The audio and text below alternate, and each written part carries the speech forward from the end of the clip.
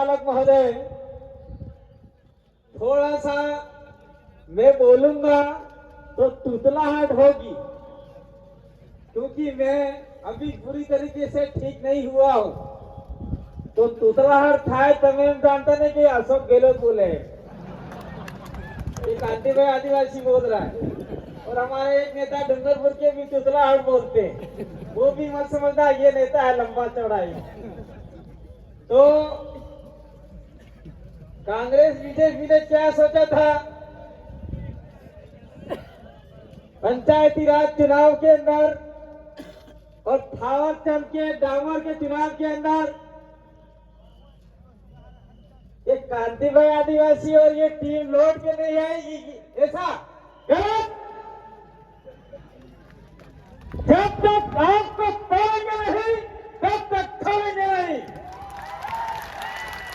तोड़ना किसको पता है?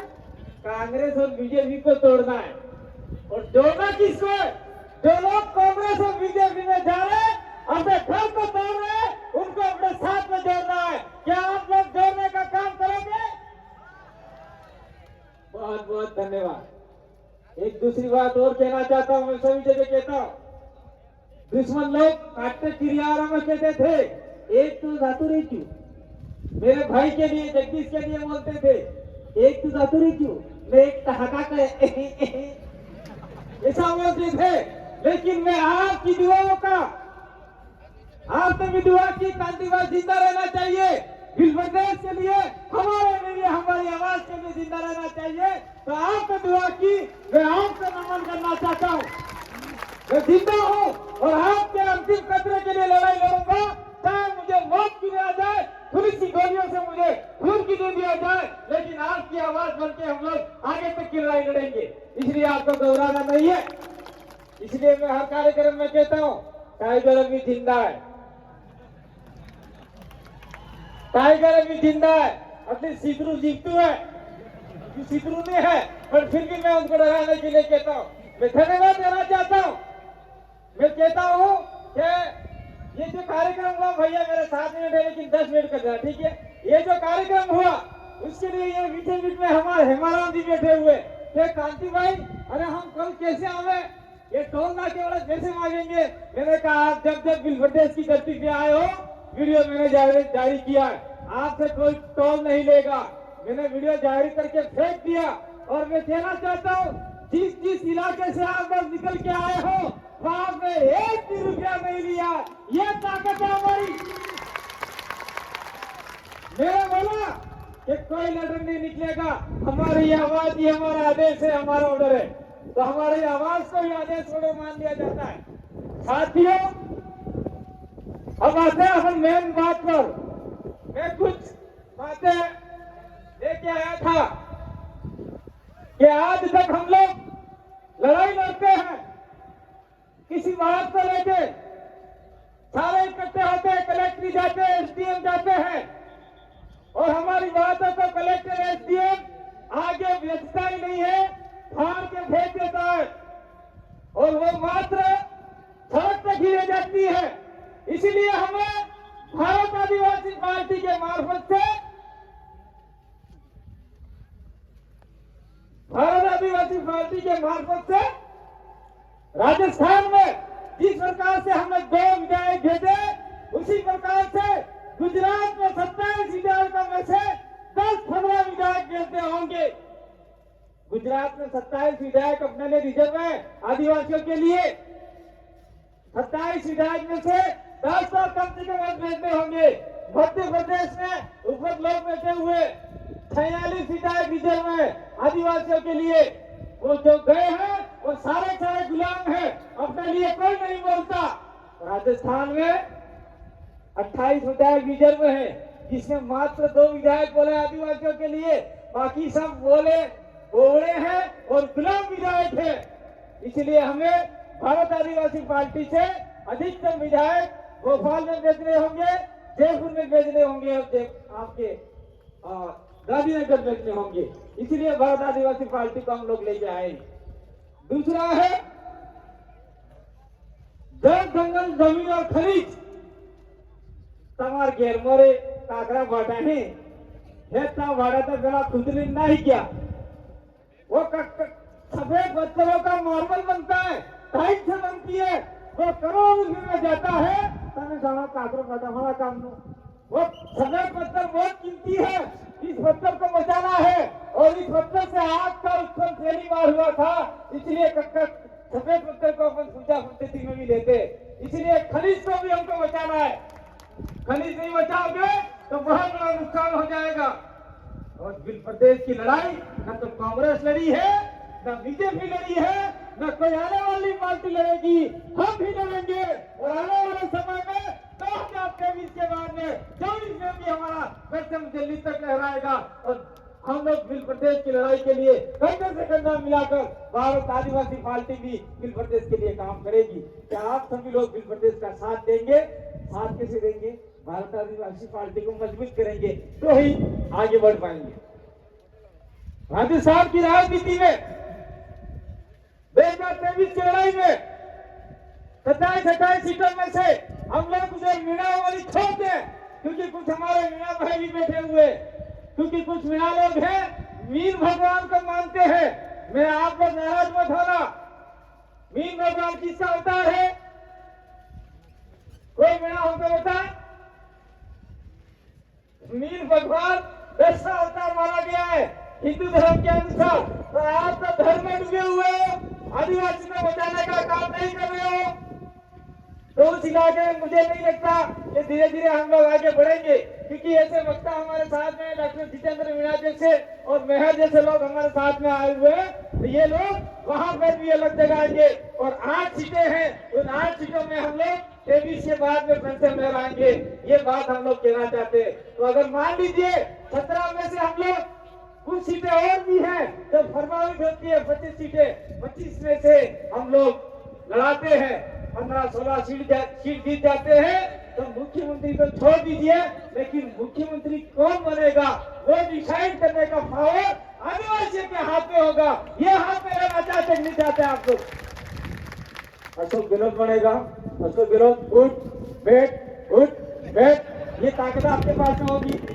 वसुंधरा राजे आ गई तो वसुंधरा राजे उठ जा बैठ जा, या मत आना, ये पावर आपके हाथ में होगी। यही पावर हम आपको देना चाहते हैं। यही पावर अगर आपने ले ली तो निश्चित रूप से आपका विधायक दिल्ली जाएगा। अच्छा, आपका एमएलए दिल्ली है, आपका एमएलए जयपुर जाएगा और एमपी दिल्ली जाएगा। मैं ज्यादा बात नहीं करना चाहता क्योंकि सर भी काम नहीं करता। संसद की 47 सीटें, 47-46 सीटें अपने एमपी बनी। एक भी एमपी आदिवासी के लिए नहीं बोला, एक भी एमपी नहीं बोला। मैं किसी पार्टी के विशेष की बात नहीं करता हूं, लेकिन मैं कहना चाहता हूं हमारे मंच के मार्फत से, एक आदमी है जो आदिवासियों के बारे में बोलता है। वो कौन है? चाहे कैसे भी हो, हम उसका समर्थन नहीं करते, लेकिन हमने उसका वीडियो देखा है। असरुद्दीन ओवैसी वो आदिवासियों के दुश्मन नहीं है। उन्होंने बोला कि भारत का आदिवासी देश का मालिक है। कौन सा आदिवासी वहां जाके बोला? एक मुसलमान सांसद आदिवासियों के लिए बोल रहा है। आदिवासी और मुसलमान की लड़ाई कभी नहीं है, ये धार्मिक लड़ाई जा रही है। इस लड़ाई को हमको समझना होगा।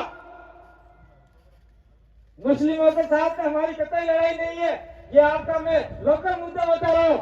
हमारे बीच में सलीम भाई बैठे हुए, उनको हमने जिला प्रमुख के लिए दावेदार बनाया था। कांग्रेस और कमल कांग्रेस ने मिलकर सलीम भाई को हरा दिया। तो ये कितनी बड़ी मूर्खता है हम लोगों की। और हमारे लोग आज भी कांग्रेस बीजेपी कर रहे हैं। कांग्रेस बीजेपी छोड़ेंगे नहीं तो आने वाले समय में हमारे बच्चे कटोरा लगे भीख मांगेंगे भाई। तो ये भीख नहीं मंगवानी है, हमको हमारे समाज को मजबूत करना है। और दूसरी बात मैं इस मंच के मार्फत से कहना चाहता हूँ कि भारत आदिवासी पार्टी व्यक्ति विशेष, धर्म विशेष, जाति विशेष की नहीं है। ये लोकतंत्र तरीके से बनी हुई है। उसके अंदर एसटी भी आ सकता है, एससी भी आ सकता है, ओबीसी भी आ सकता है, और माइनॉरिटी तो सारे सारे बैठे हुए हैं यहाँ पे। फरजाना जी ने अभी माला पहनाई, फरजाना जी का स्पीच था लेकिन लेट आए। तो ये सारे लोग, जो भी मैं कहना चाहता हूँ, जो लड़ाई लड़ाना चाहते हैं बांसवाड़ा में जो आपके मुसलमान है, जो इस इलाके में आपके बिल प्रदेश में जितने मुसलमान है, अगर आदिवासी के साथ में कंधा से कंधा मिलाकर चलोगे तो निश्चित रूप से आपके साथ में कोई अत्याचार सोचना चाहता ही होगा। ये हम लोग यहाँ से वादा करना चाहते हैं। एसी को भी कहना चाहते हैं कि आपको घोड़ियों से उजाड़ा जाता है, मटके से पानी पीते हैं तो आप लोगों को मारा जाता है। निश्चित रूप से आप लोग हमारे साथ में रहोगे तो आप लोगों को भी हम लोग शोषण अत्याचार से मुक्त कराएंगे, आजादी दिलाएंगे। और ओबीसी को क्या आरक्षण है इस इलाके में? मैं ओबीसी के लिए कहना चाहता हूँ, आप लोगों की वजह से ही सब नुकसान हो रहा है। इस इलाके में ओबीसी को कोई प्रावधान नहीं है। अगर आप लोग हमारे साथ में कंधे से कंधा मिला के चले तो संविधान के अंदर जितना भी राइट्स दे रखा है उसको हम लोग इम्प्लीमेंट कराने का काम करेंगे। हमारे एकमात्र विधायक राजकुमार रोज जी ने ओबीसी के लिए बोला, ओबीसी अन्य पिछड़ा वर्ग के लिए। और मैं अंत में ज्यादा समय नहीं लूंगा क्योंकि आपने काफी मन को प्रोफाइल जीव लागे तो बेचार वक्त बीजा है बोला वाला, सबकी बात सुन के जाना और कसम खा के जाना। जितने भी लोग आए हैं अपने पूर्वजों की कसम खा के जाना, अपने मतदार कसम खाई जाजो, जरा मानो कसम खाई जाजो। आज की मार घेर माते कांग्रेस बीजेपी नो झंडो नहीं लागे, लगा लो कसम खो। आप करो ऐसा भला नहीं करता महिला बड़े करा हुआ या कांग्रेस बीजेपी का झंडा बेखर्च नहीं होना चाहिए।